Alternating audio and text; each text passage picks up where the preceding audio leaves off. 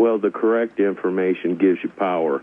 Yeah, absolutely. Absolutely. So, again, God bless all of you. Well, thanks. You're welcome. Okay, next up, let's go to our wild card line. Robin in Orlando, Florida. Hi, Robin. Hi, George. Go ahead, Robin. Well, I've got a quick question, but I do have an ESP story that I thought you would like. I am visually impaired, and I wondered, to your guest, if if you lose one of your senses, if that can kind of heighten, make you more likely to have ESP. That is reported, that you kind of make it up in other ways. In fact, there's was a report early on, and it was called eyeless sight, where blind children, particularly between the age of about 12 and 15, when the pituitary gland was the most developed, could develop a technique where they could wave their hand over first colors and distinguish from bright colors, and then distinguish dark and light, and then eventually distinguish images and even words. And this is something that was documented back in the 70s and 60s in the former Soviet Union. And it's almost as if, and if you think about it, light, every color within the spectrum is a unique bandwidth, a unique radiant frequency, if you will. And so the idea that perhaps certain people's sensitivity to be able to sort that out is heightened by the dampening of other senses, and in that particular age group. And they found that they could actually train a significant percentage, a statistically significant percentage of blind children within that age group to develop some level of this, what they called eyeless sight.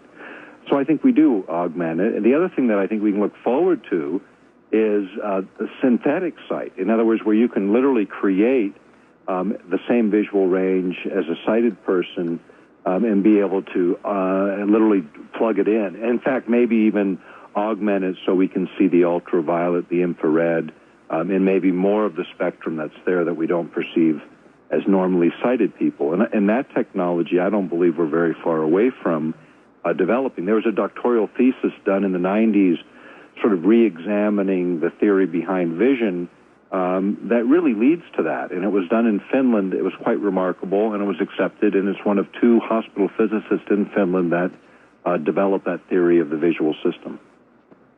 Oh, okay. Because, the story that I was going to share with you, are you still there? Yes, go ahead.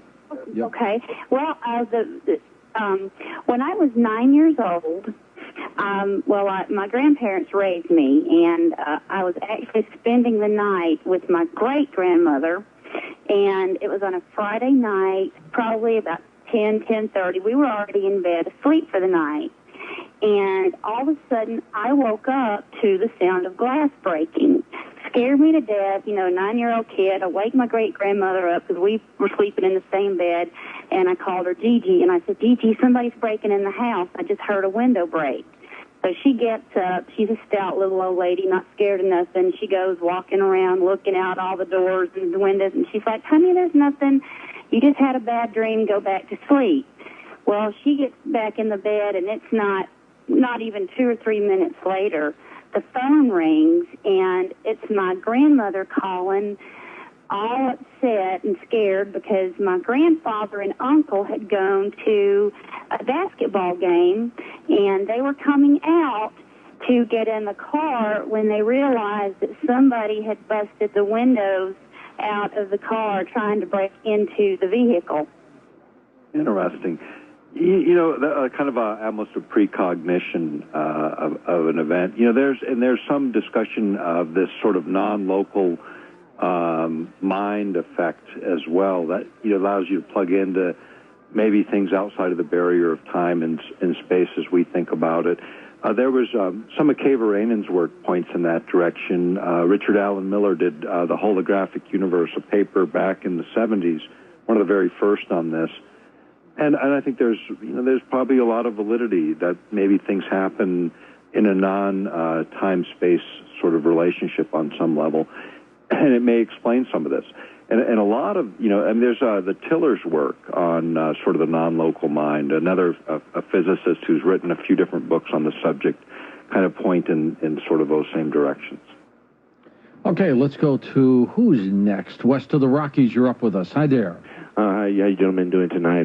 Good. It's Jerry out of Arizona here. Nice to talk with you both, Nick, George. Thanks.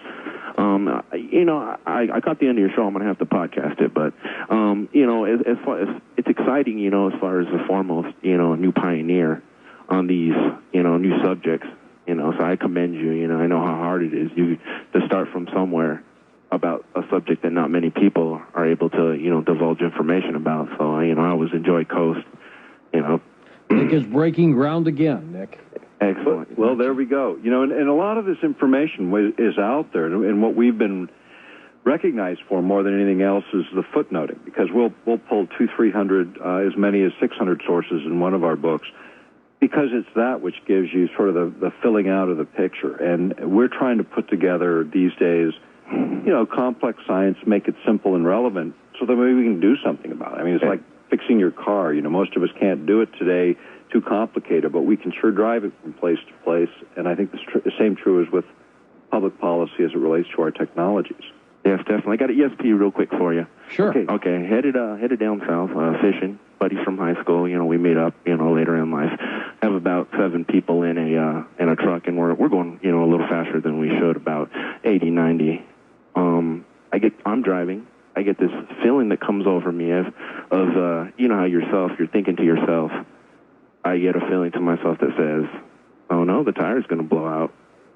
And a fraction of a second later, the rear tire of our vehicle explodes. But in that process, or in that time frame of only a couple of seconds, I was able to relax enough to know, what you do when you have a blowout. Obviously, you don't slam on the brakes. You don't, swerve the wheel. And a feeling, or maybe, some chemical reaction that I had, a few seconds before that happened, I think it really helped me to be aware of what was going to happen. Later, after the tire had blown up, the highway patrol had pulled up behind us, and he, asked, going through what had happened. He asked me who the driver was, and I said it was me. He said, "Well, you guys left a pretty good skid mark, because when the tire exploded, the car swerved really bad because we had so much weight in it." Well, he told me later that if you would have tapped on those brakes, even come close to touching those brakes or swerve the wheel, you guys would have flipped. And it brings chills up your spine. But just that brief insight, and like I said, I commend more research into small events. I mean, we all experience things like this throughout our lives. Right. Not a lot of times that, people are going to bring it up around the water cooler, Well, somebody had asked us, was talking earlier about telepathy and wouldn't it be great? Well, I knew a guy from high school, and I'll tell this story. It's a great story. The guy I knew in high school, seen him, all the time, and we got out of school, didn't see him for about a year, and it was at a time in my life when I was reading a lot in this particular area. And so he asked me what I was up to, and I was telling him I was reading in parapsychology, and he goes, "Wow, this is a really unusual experience I've had." And so he described being able to literally read a person's mind in a really dramatic way. And I'm thinking, yeah, okay, sure. He goes, okay, well, picture anything you want. Just picture anything in your mind. And so I go, okay. So I'm holding an image, and he looks at me and he says, it's a calendar. November 10th is circled, and there's a winter scene, and there's a house here and no fence there. And he describes it perfectly, and I'm thinking, the odds of this are about a gazillion to 1. It's just impossible odds. And so, I was a believer, and I said, "So what do you think of this?" And he said, "Well, it's actually kind of like a curse." And what happened is he had some kind of a trauma that afterwards he had these experiences. And oftentimes in the literature you'll see this. Somebody has a trauma, and all of a sudden they start manifesting some unusual characteristic, almost like a survival thing. And in this guy's case, he would have a drink and walk into a group of friends and then perceive maybe the thoughts that he shouldn't have been perceiving at all, and make him very uncomfortable. And so the next time I saw him was a couple years later, and what he was doing professionally was working in a daycare facility with small children. Jeez. And if you think about it, those are really innocent thoughts, and whatever, bad thoughts little kids are having aren't that horrible, and you can kind of direct them, especially if you have that insight. But with adults, it was really a curse.